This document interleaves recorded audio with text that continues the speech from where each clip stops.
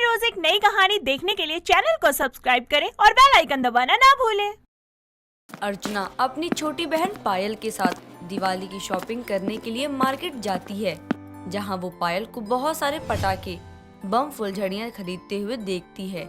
ये देखकर वो पायल को रोकते हुए कहती है, पायल, ये तुम क्या कर रही हो? इतने सारे पटाखे क्यों खरीद रही हो तुम? क्या दीदी, आप भी कैसे सवाल पूछ रही हो? अब दिवाली है तो पटाखे नहीं खरीदेंगे क्या? दिवाली पर पटाखों की क्या जरूरत है? हम लोग दिवाली को इको फ्रेंडली दिवाली की तरह मनाएंगे ना, शांति से। क्या दीदी, आपको हर काम बोरिंग तरीके से ही करना क्यों पसंद है? कभी तो कुछ इंटरेस्टिंग तरीके से किया करो। पोल्यूशन करके कौन सा इंटरेस्टिंग काम हो रहा है? तुम्हें पता भी है, किसी भी तरह का पोल्यूशन हमारे एनवायरनमेंट के लिए अच्छा नहीं होता, फिर चाहे वो नॉइज पोल्यूशन हो, वाटर पोल्यूशन हो या एयर पोल्यूशन। बस दीदी यार, आपने तो पूरा एनवायरनमेंट चार्ट ही खोल कर रख दिया। आपको नहीं जलाना है तो मत जलाइए, लेकिन हमें तो अच्छे से दिवाली एंजॉय करने दीजिए। और बिना पटाखों के कौन सी दिवाली? पायल अपनी बड़ी बहन अर्चना की बातों को नजरअंदाज करके बहुत सारे पटाखे खरीद लेती है। थोड़ी देर बाद दोनों सारे शॉपिंग करके मार्केट से घर पहुंचती हैं। तभी हॉल में बैठी उनकी माँ देवकी उनको देखकर कहती है, हो गई दिवाली की शॉपिंग दोनों बहनों की, या अभी भी कुछ बाकी रह गया है तुम दोनों का खरीदने के लिए? माँ, आपको पता ही है कि दीदी का नेचर कैसा है। वो क्या ही शॉपिंग करेंगी, उन्हें तो बस एक ड्रेस ले ली, घर सजावट का सामान ले लिया, मिठाइयाँ ले ली, बस। बेटा, जब सारी शॉपिंग तेरी बड़ी बहन अकेले ही कर ली, तो तू उसके साथ क्या करने गई थी? बस अपने लिए सामान खरीदने? माँ, अपने लिए जो सामान लिया वो जाने दो, पहले इसका बैग चेक करो। पूरा बैग तो ये पटाखों से भरकर लाई है, जैसे पूरे मोहल्ले के हिस्से के बम यही फोड़ेगी। हाँ, ये लाई हूँ। मुझे तो पसंद है बम पटाखे, उसी से तो रौनक लगती है, तभी तो दिवाली का मजा आता है। आपको मनाना है तो आप ही मनाओ ये इको फ्रेंडली दिवाली, लेकिन मुझे नहीं पसंद आपकी ये इको फ्रेंडली दिवाली। मैं तो अपनी दिवाली धूम धड़ाके से ही मनाऊंगी।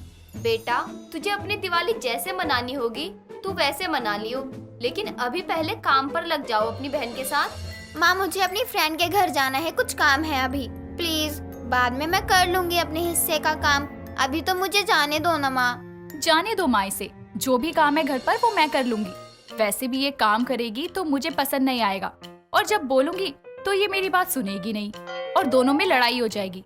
इससे तो अच्छा है कि मैं अकेले ही सारा काम कर लूं। बेटा, रोज वाला काम होता तो मैं कहती नहीं, लेकिन आज पूरे घर की अच्छे से सफाई करनी है, एक एक सामान हटाकर। बहुत टाइम लगेगा और तू अकेले परेशान हो जाएगी। मुझे भी अपनी सहेली को देखने हॉस्पिटल जाना है, मैं होती तो फिर भी चल जाता। माँ, क्या आप भी बहुत ज्यादा ही सोच रही हो? जब दीदी ने बोल दिया कि वो अकेले सारा काम कर लेंगी, तो फिर आप क्यों इतना सोच रही हैं? मुझे विश्वास है वो कर लेंगी सब। तू तो है ही कामचोर, पता है मुझे, और वो सारा काम कर लेगी ये बताने की जरूरत नहीं है। जा, तुझे जहाँ जाना है, लेकिन समय से घर वापस आना, मुझे बोलने की जरूरत ना पड़े। जी माँ, थैंक यू, मैं चलती हूँ। पायल इतना कहकर अपनी दोस्त से मिलने के लिए निकल जाती है।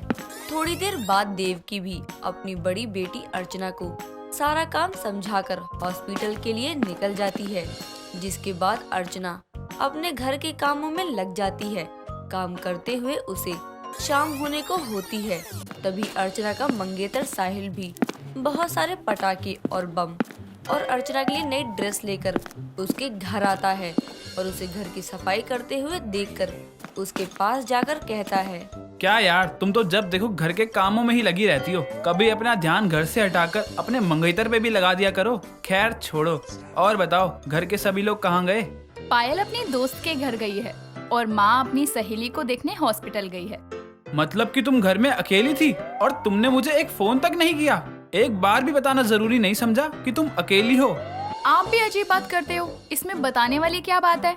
सब अपने काम पर गए हैं, मैं अपना काम कर रही हूँ। आप बताइए, आपका यहाँ कैसे आना हुआ? सच में तुम्हारा कुछ नहीं हो सकता है। ये देखो, मैं तुम्हारे लिए दिवाली पर पहनने के लिए ड्रेस लेकर आया हूँ, और ये ढेर सारे पटाखे भी। हम सब लोग एक साथ बहुत सारे पटाखे फोड़ेंगे, नाचेंगे, गाएंगे, अच्छे से एंजॉय करेंगे। मेरे लिए ड्रेस लाने के लिए थैंक यू, लेकिन मैं अपने लिए पहले से ही ड्रेस ले आई हूँ। और रही बात पटाखों की, तो उससे बहुत एयर पोल्यूशन होता है। और नाच गानों से नॉइज पोल्यूशन, जो कि मुझे बिल्कुल पसंद नहीं है। इसलिए अगर आपको मेरे साथ दिवाली मनानी है तो आपको इको फ्रेंडली दिवाली ही मनानी पड़ेगी। यार ये क्या बात हुई, तुम कुछ ज्यादा ही सोच रही हो। भला ऐसे कौन दिवाली मनाता है? ऐसे दिवाली मनाने में क्या मजा आएगा? साहिल और अर्चना की सारी बातें उनसे कुछ दूर घर के दरवाजे पर खड़ी पायल सुन रही होती है, जिसे सुनने के बाद वो हंसते हुए घर के अंदर आती है और कहती है, जीजू आपने गलत लड़की को पसंद कर लिया। आपको मुझे पसंद करना चाहिए था, क्योंकि आपकी और मेरी दोनों की पसंद मिलती है। आप अब लेकर आए हो पटाखे, मैं तो सुबह ही लेकर आ गई थी। और मैं भी दीदी को यही कह रही थी कि भला बिना नाचे गाने और पटाखे के बिना कौन सी दिवाली मनाई जाती है। वही तो मैं भी कब से समझा रहा हूँ यार, लेकिन ये है कि समझ ही नहीं रही है। ये तो ऐसे बात कर रही है जैसे पूरे देश को पॉल्यूशन से बचाने का ठेका इन्होंने ही ले रखा है। सबसे ज्यादा देश की चिंता इन्हीं को है। कोई बात नहीं जीजू, एक काम करेंगे, हम लोग अपने तरीके से दिवाली मनाएंगे और दीदी अपने तरीके से मनाएंगी। इको फ्रेंडली दिवाली, लड़ाई ही खत्म। तुम सही कह रही हो, और जब ये उस टाइम हमारे पास आएगी तो हम लोग भी इसके साथ कोई दिवाली नहीं मनाएंगे। हाँ ठीक है, मत मनाइए। मुझे भी ऐसी दिवाली नहीं मनानी जिससे हमारे आसपास के लोग परेशान हो जाए, जिससे हमारे एनवायरनमेंट पर बुरा असर पड़े। आप लोगों को पता भी है इन पटाखों का धुआं पक्षियों के लिए कितना नुकसानदायक होता है। बस करो यार, तुम्हें तो स्कूल में पॉल्यूशन के ऊपर लेक्चर देना चाहिए। पक्का फर्स्ट प्राइज तुम्हें ही मिलता। इतना अच्छा तो बोलती है एनवायरनमेंट पर। आप सच बोल रहे हैं या मजाक बना रहे हो मेरा? छोड़िए ना जीजू, आप क्यों अपना मूड खराब कर रहे हो। दीदी अपनी इको फ्रेंडली दिवाली मनाए, हम अपने तरीके से मनाएंगे, बस बात खत्म। हाँ ठीक है, आप लोगों को जैसे भी दिवाली मनानी है ना, आप मनाइए, और मुझे जैसी मनानी होगी मैं मना लूंगी, लेकिन अभी मुझे काम करने दीजिए। अर्चना इतना कहकर दोबारा से अपने कामों में लग जाती है, जिस पर साहिल नाराज होकर वहाँ से चला जाता है। ऐसे ही समय बीतता है और दिवाली का दिन आ जाता है, जहाँ एक तरफ अर्चना के सभी घर वाले एयर पॉल्यूशन, नॉइज पॉल्यूशन करके अपनी दिवाली मना रहे थे, वहीं दूसरी तरफ अर्चना अपने मोहल्ले के लोगों से मिलकर, उनको मिठाई खिलाकर, उनसे घुल मिलकर इको फ्रेंडली तरीके से दिवाली मना रही थी। वो अपनी सहेली शालू के साथ खड़ी होकर बात कर रही होती है। तभी अचानक उनकी नजर अपनी छोटी बहन पर जाती है, जो कि नाचने गाने बम पटाखे फोड़ने में इतनी मस्त होती है कि उसे अपने आगे पड़ा जलता हुआ बम भी नहीं दिखाई पड़ता है, जिसे देखते ही वो उसे बचाने के लिए भागकर उसके पास जाती है और अपनी बहन को धक्का मारकर वहां से दूर कर देती है और जल्दी से उस बम को फटने से पहले ही बुझा देती है, जिसे देखकर सब दंग रह जाते हैं। तभी पायल कहती है, दीदी आपने मेरी जान बचाने के लिए अपनी जान की भी परवाह नहीं की। अभी अगर ये बम फट जाता और आपको कुछ हो जाता तो? अच्छा, और अगर ये बम फट जाता और तुझे कुछ हो जाता तो मैं क्या करती? देख, मैं ये नहीं कह रही हूँ कि एंजॉय करना अच्छी बात नहीं है, मैं तो बस एंजॉय करने का तरीका बदलने की बात बोल रही हूँ।